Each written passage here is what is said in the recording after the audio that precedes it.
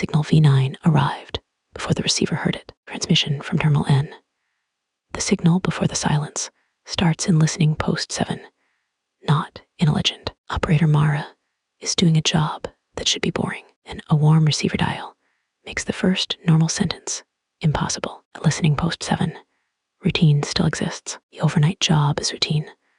Log the static, clear the drift, drink bad coffee. Operator Mara keeps a warm receiver dial near the work light, while the receiver log waits under one clipped corner. Mara keeps one hand on one nearby tag, because people trust routine longer than they should. Green wave from light crawls over the desk like water. The operator wants to mark the signal as instrument lag. The captain asks if the voice said Mara's name, and Mara lies. For a few seconds, the practical answer still has a chance. Someone checks the latch, the clock, or the dead channel, and that ordinary check comes back wrong. The argument becomes physical. Mara turns the receiver down, and the dial turns itself back up. The night operator jokes about ghosts, then takes the joke back. The first useful change is not a theory. The log prints the reply before Mara speaks. The station captain closes one record and keeps one hand over the page. Writing it down would make it harder to undo. The night listener makes the kind of choice people defend later. She answers the call before filing the warning. The night operator pays first. The recorder catches a second breath in an empty chair. The operator holds one hand against the table. The result is already in the room. The station captain tries to make the moment sound procedural. It does not work. Warm dial does not move. The room around it changes because the signal is not arriving from far away. It is learning the room. The old label stays on one record, and the console operator has to carry it anyway. From there, the night watch now has to live inside the Rasu LT. The second operator jokes about ghosts, then takes the joke back. Nobody gets a speech. They get the log prints the reply before Mara speaks. The captain tries the ordinary fix for ascent. It is a good instinct, and it fails in a visible way. The late operator jokes about ghosts, then takes the joke back. The failed fix leaves the receiver log more dangerous than receiver dial. After the argument, Mara counts the lamps still working above the console. The receiver lamp holds. The tape lamp holds. The person beside it does not. The station chief steps back, then stops pretending the setback is only procedural. The operator sets one log sheet beside the receiver. Green light crosses the timestamp. Watch captain lowers both hands before the waveform changes again. By contrast, the operator watches the pencil roll toward the speaker. The magnetic tape vault looks manageable at first. The vault has numbered reels, dry air, and a sign about clean hands. A torn magnetic strip stays on the table, close to the tape archivist, while the tape transcript sits beside the nearest hand. The tape archivist checks one name under the lamp. The ordinary motion gives everyone one more second. Magnetic dust sticks to Mara's fingertips. The archivist wants to destroy the reel before it learns another voice. Mara blocks the shredder because the tape has the rescue coordinates. No one panics yet. That would make the problem official. The archivist snaps one reel by hand. The archivist, sorry to the machine, and hates herself for it. Room answers with a practical change. The broken reel keeps turning inside the cabinet. Mara slides one page flat and keeps two fingers on it. The tape clerk chooses the practical lie. Mara keeps the torn strip in her sleeve. The cost reaches the archivist before the report can soften it. The tape loses the first scream and keeps the pause before it. Under pressure, the archivist grips one rail. The result is already where everyone can see it. Mara reaches for the safest label. Torn magnetic strip keeps its place, but the old explanation fails. Damage does not silence the signal, teaches the signal where pain is. The old word stays on the page, and the reel keeper has to walk it forward. Vault clerk tries to undo the harm by returning to ordinary procedure. The procedure refuses to help. Past midnight, the tape transcript records the cost anyway. The tape loses the first scream and keeps the pause before it. Across the margin, the archivist has a reason to hide the next detail. That is the human part. The choice is not madness, it is pressure, and the broken reel keeps turning inside the cabinet, and the pressure becomes public, nearer the source. The archivist asks for coffee, and nobody answers quickly enough. That pause matters more than our explanation. Behind that, the tape clerk carries the paper cup over by hand, sets it down, and watches the signal make the kindness feel late. The reel keeper pulls one tape loop from the reel, sticks to the edge. Mara steps closer, then stops. Machine starts before anyone touches it. The first minute inside the rescue ship is almost dull. The checklist is written for fire, vacuum, and panic. It is not written for recognition. Rescue pilot leaves a sealed packet card where everyone can see it, and the rescue checklist stays visible on the table. Rescue pilot sets one page beside the light, and nobody moves it. Static crackles through the ship hull like frozen. The pilot wants to launch before the signal moves again. Medic refuses to board. After the beacon speaks from inside the ship, everyone gives the ordinary explanation. One last second, the pilot straps the packet card to the throttle. The medic stays on the gantry with both hands over her mouth. After that, the record has a new shape. The empty seat records a heartbeat. Quietly, the station medic folds one sheet and traps it under one palm. Rescue lead takes the option that can still be explained to board. He launches with one seat empty. That decision hurts the station medic first, and the rescue path becomes part of the broadcast. The medic sets one cup down without drinking. Result has reached them first. The gantry medic tries to shrink the damage into paperwork. Nobody has to decorate the moment. A sealed packet card now means this. The beacon was not calling for rescue.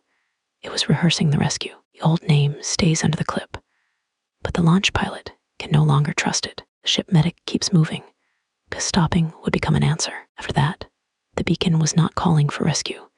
It was rehearsing the rescue. The rescue ship gives them one quiet minute. Someone checks a latch, a switch, a seal, or a timestamp. The check should end the argument. Instead, the rescue path becomes part of the broadcast.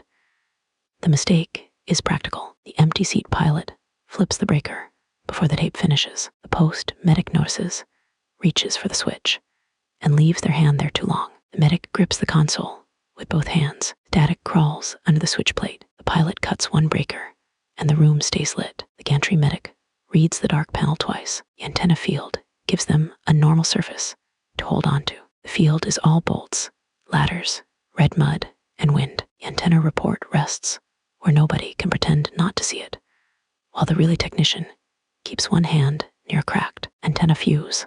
Relay technician counts 3 marks on one tag, then stops trusting the count. Rain hisses on the warm fuse and smells like pennies. The technician wants to cut the field before every dish turns inward. The pilot orders him to keep the signal alive until the ship clears range. The quiet does not feel supernatural. It feels administrative. The technician pulls the cracked fuse with bare fingers. The pilot screams over comms once, and the scream loops under the carrier tone. Proof stops being decorative when every dish turns toward Mara's empty chair. Rescue lead presses one hand over the line.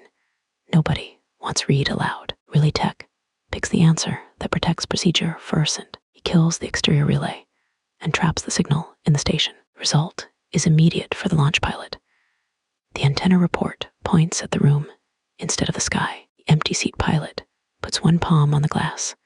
The result is already behind it. The pilot says the official sentence first, and the evidence is plain enough to hurt. Distance has stopped being part of the problem. The category sits on the paper, while the field technician carries the cost past it. When they leave the antenna field, the route forward is narrower. The dish report is still visible.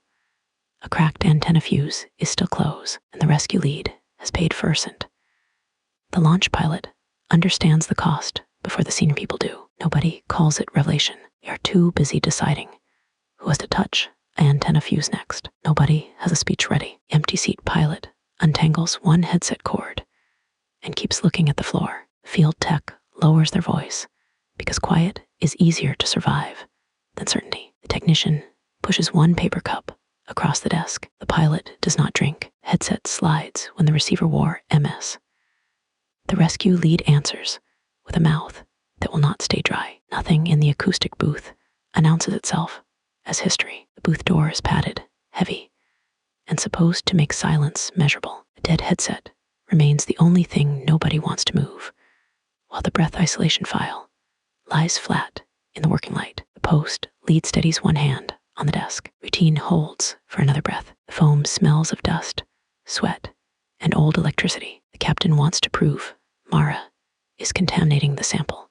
Mara begs him to open the booth, captain refuses, after the voice uses her mother's voice. The sensible answer is still alive, barely. Mara pulls the headset off and leaves it moving on the desk. Mara checks her own hands first, because shaking would make the captain right. What matters is the change left behind. The file records a breath from behind the wall. Mara moves one chair back and keeps the page in reach. The station chief does not mean to hurt anyone. The captain keeps recording instead of opening the door. By the time anyone argues motive, Mara is already carrying the cost. The dead channel learns the operator before she answers. Mara watches one light change. The result no longer needs permission. Mara tries to keep the problem inside the form. The dead headset becomes harder to touch after that because the booth does not contain the signal. It gives the signal a mouth. The old label stays under the station captain's hand until the hand moves for ascent. The detail is small enough to miss until someone tries to leave. In the file records a breath from behind the wall. The breath isolation file changes the room's behavior, not just the theory. Watch captain moves from the doorway to the table, and Mara moves back. That small movement tells the truth before anyone says it. For a while, the work becomes ugly and small. Someone labels a reel. Someone checks a fuse. The post lead presses a thumb against the console edge until the skin goes pale. The captain carries the fuse to the relay shelf. Green dust marks her sleeve. Mara orders silence. Mara drops the report on the floor instead. The final listening chair starts with work, not revelation. The final chair is ordinary office furniture, which makes it worse. Night listener works around a cold microphone grill because the final carrier tone remains close enough to read. The console operator keeps one thumb on the form until the paper bends. The microphone grill warms under her palm. Mara wants to stop answering and leave the room ignorant. The channel offers the rescue craft back if she says her name clearly. Nobody wants to be first to name the wrongness. Mara puts one hand over the microphone and one hand on the door latch. He does it because guilt is faster than courage. The event becomes usable evidence when the receiver cuts power. But the dead channel answers again. The dead channel pins one corner down until the paper stops shaking. The operator makes one useful mistake. She says the rescue pilot's name instead of her own. What follows is not symbolic for the launch pilot. The final broadcast turns listening into the event. The empty seat pilot keeps both feet still. The result moves anyway. The dead channel wants the report to sound calmer than the room. The category breaks quietly around a cold microphone grill.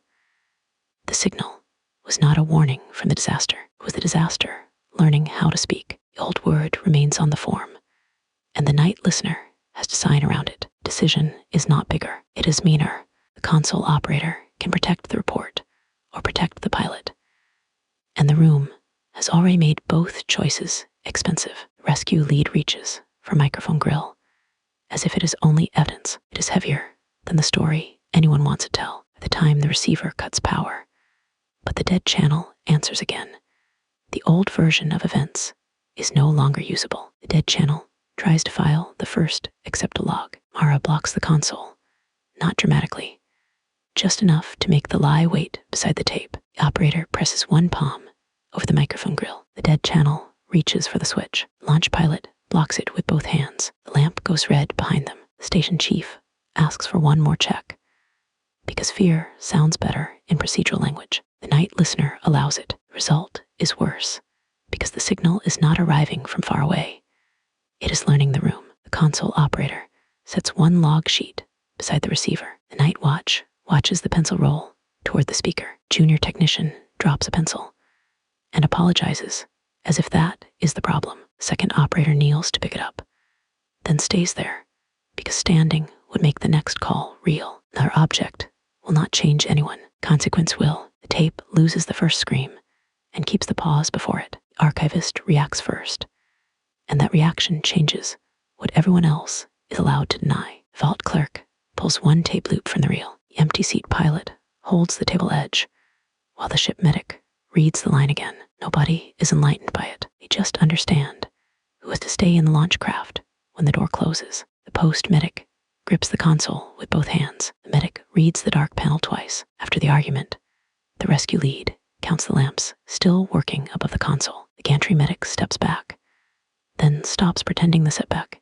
is only procedural. Launch pilot steps away from a cracked fuse and still cannot leave it behind. Relay tech places the field report under the lamp, and the ordinary room stops feeling available. The field technician pushes one paper cup across the desk. The empty seat pilot does not drink. The pilot answers with a mouth that will not stay dry. Mara pulls the nearest chair back without sitting down. That tiny retreat matters, gives the post lead enough space to make the wrong, useful choice. The station chief flips the breaker before the tape finishes. Mara notices, reaches for the switch, and leaves their hand there too long. Mara opens the folder, closes it, and opens it again. The second look is worse because the receiver cuts power, but the dead channel answers again. Rescue lead blocks it with both hands. Late operator touches a dial with 2 fingers, then wipes those fingers on their sleeve. The gesture is small. It is also the first honest vote in the room. The night listener sets one log sheet beside the receiver. The console operator presses a thumb against the console edge until the skin goes pale. Mara sets the tape transcript beside a torn magnetic strip and tries to keep both hands flat. The flat hands are a lie. Everyone sees it. The archivist pulls one tape loop from the reel. The final image is simple. Mara remains in the final listening chair with a cold grill